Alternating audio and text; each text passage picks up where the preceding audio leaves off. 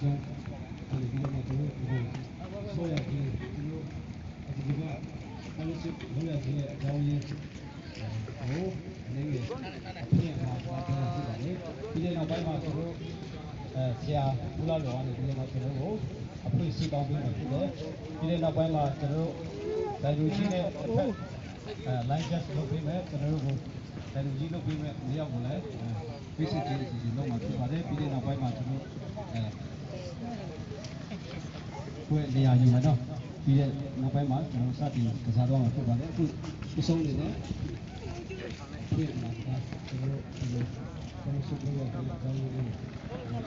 အနေနဲ့ပြောပြပေးမှာဖြစ်ပါတယ်ဟယ်လိုဒီမှာအခုလို့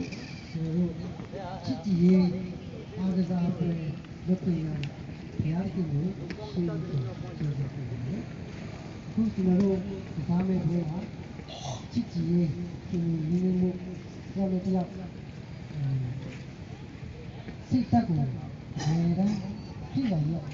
အနှစ်သာရပြည့်အောင်လို့ကျွန်တော်တို့ဒီခံပြီးမှကျွန်တော်တို့စကားပါဖို့ဘောလုံးကွင်းမှာသင်ချင်းခံပြီးမှအခုကျွန်တော်တို့ဖြေနေလည်းမရှိဘူးကြောက်လို့ကြောက်နားလည်းပြရအောင်မလိုက်နိုင်ရင်လည်းနောက်ကနေ၆ကံလေးကိုလုံးရ